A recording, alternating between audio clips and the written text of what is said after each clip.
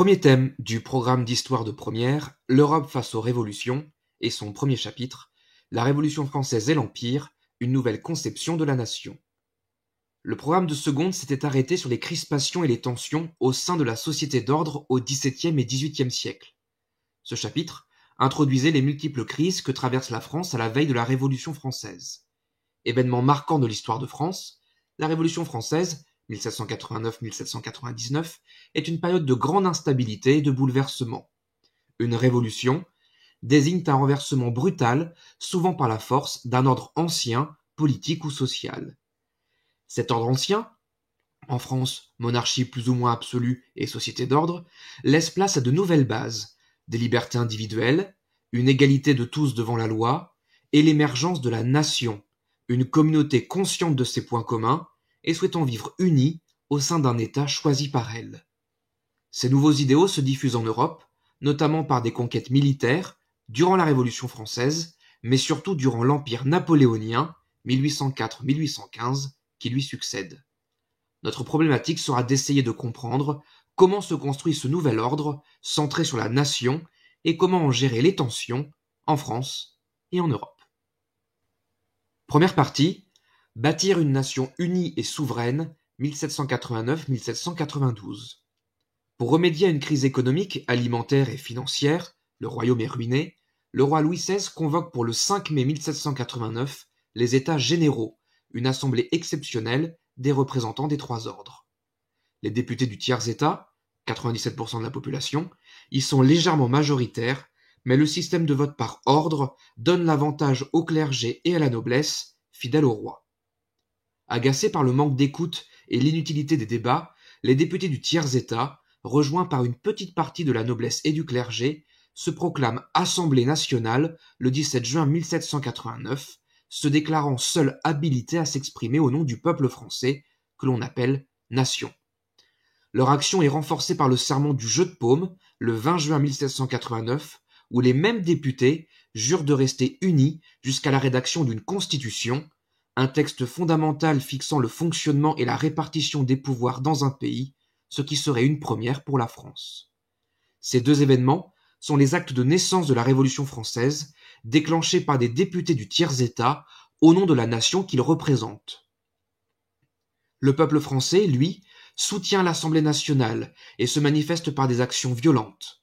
À Paris, le 14 juillet, lorsque les Parisiens, à la recherche d'armes et de munitions pour protéger l'Assemblée d'une éventuelle attaque de l'armée, s'emparent de la forteresse royale de la Bastille. Puis, dans les provinces, fin juillet, où une rumeur fait croire que les nobles payent des brigands pour s'attaquer aux paysans. Ces derniers, en représailles, détruisent un tiers des châteaux seigneuriaux.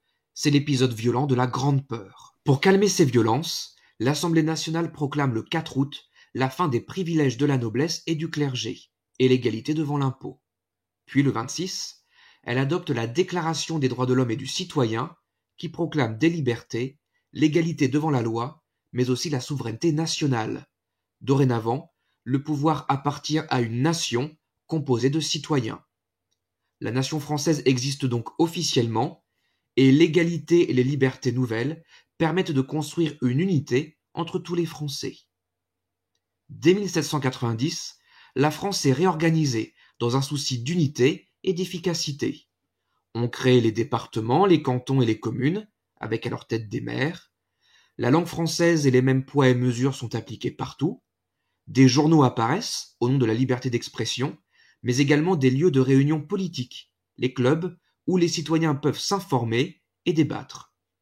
Une constitution civile du clergé intègre les religieux à la nation en faisant des fonctionnaires payés et contrôlés par l'État. Et enfin, des fêtes d'unité nationale sont instituées, comme le 14 juillet 1790, fête de la Fédération, où toute la France fait nation autour de Louis XVI. Surtout, l'Assemblée nationale rédige une constitution rassembleuse, approuvée en septembre 1791, après 2 ans d'attente. La France devient une monarchie constitutionnelle, ou parlementaire, où le pouvoir appartient à la nation, qui le délègue à l'Assemblée nationale et au roi, comme sur le modèle anglais. Mais cette nation souveraine a 2 limites. D'abord, le roi garde un droit de veto sur les lois et peut bloquer toutes celles qui ne lui plaisent pas. Et ensuite, seuls les citoyens masculins de plus de 25 ans et payant l'impôt du cens ont le droit de vote, soit seulement 50 000 personnes sur 28 millions de Français. Mais cette monarchie parlementaire échoue dès sa naissance. Elle est très critiquée dès le début, par des nobles français qui émigrent vers les autres monarchies européennes et par une partie du clergé qui refuse de se soumettre à la constitution civile. L'idée d'une nation unie plus forte que la société d'ordre est mise à mal. Ensuite, la tentative avortée de fuite du roi en juin 1791 lui a fait perdre la confiance du peuple. Son utilisation abusive du droit de veto, bloquant toute loi, empêche le nouveau système politique de fonctionner. Enfin, en avril 1792, la France déclare la guerre à l'Autriche, une monarchie absolue très inquiète de la diffusion des idées révolutionnaires. Mais une série de défaites irrite les Parisiens. Le 10 août, ils s'emparent de la résidence royale des Tuileries, forçant le roi à se constituer prisonnier à l'Assemblée nationale. Le 22 septembre 1792, profitant d'une première victoire française à la bataille de Valmy, la Convention, le nouveau nom de l'Assemblée nationale, proclame la Première République. La France devient un régime sans roi, où la nation seule possède le pouvoir.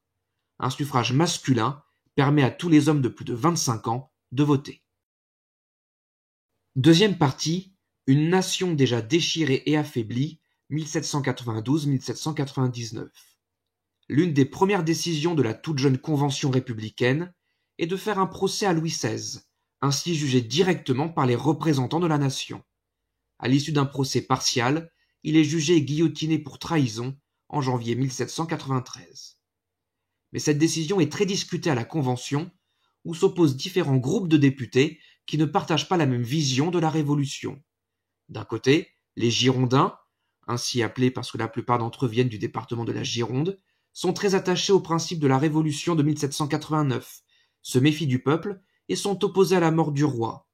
De l'autre côté, les Montagnards, ainsi nommés parce qu'ils s'assoient dans les gradins en haut, à l'Assemblée nationale, et qui désirent aller plus loin dans la Révolution.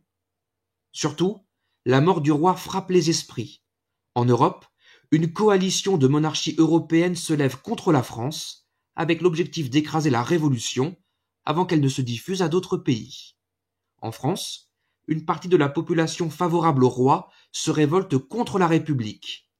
Un autre soulèvement a lieu en même temps contre la Convention, lorsque celle-ci fait arrêter et exécuter les députés girondins jugés trop modérés.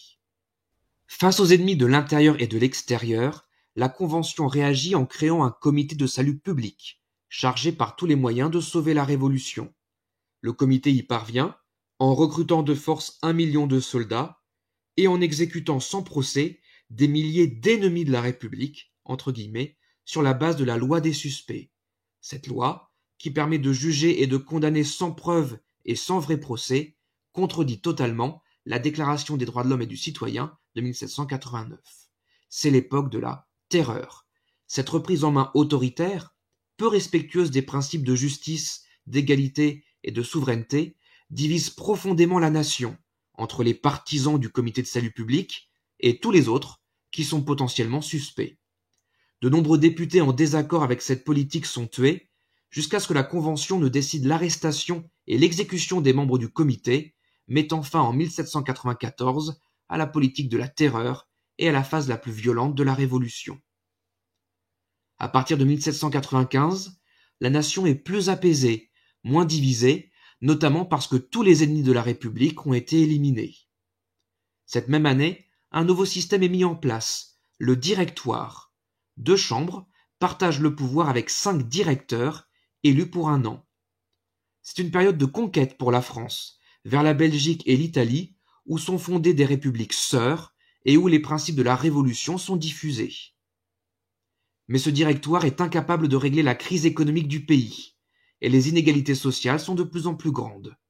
Un jeune général très populaire, Napoléon Bonaparte, profite de la faiblesse du directoire pour s'emparer du pouvoir. Après son coup d'État, le 9 novembre 1799, il instaure un nouveau régime politique, le consulat, et impose une nouvelle constitution. Troisième partie, le principe de nation à la conquête de l'Europe, 1799-1815. Le rôle de Napoléon Bonaparte est ambigu. D'un côté, il renforce son pouvoir autoritaire en se nommant consul à vie, puis empereur des Français en 1804 lors d'une cérémonie reprenant tous les codes de la monarchie absolue. De l'autre, il réaffirme son attachement à la DDHC et dote la France de nouveautés, à la fois structurant et contrôlant la nation. Création des lycées, pour éduquer l'élite, création des préfets, pour contrôler les départements. Le franc, la Légion d'honneur, les diplômes universitaires donnent des points communs aux Français. Surtout, la création du Code civil, en 1804, permet de clarifier les lois et donne un texte de référence partout en France. Réaffirmant l'égalité devant la loi et certaines libertés, le Code civil garde tout de même une connotation conservatrice. Les relations entre époux ou entre le patron et l'ouvrier sont très favorables à la figure d'autorité. Le Code civil tente de faire cohabiter partisans de la Révolution et de l'Ancien Régime. Cela n'empêche pas Napoléon Ier de limiter les libertés de presse et d'expression au fur et à mesure de son règne.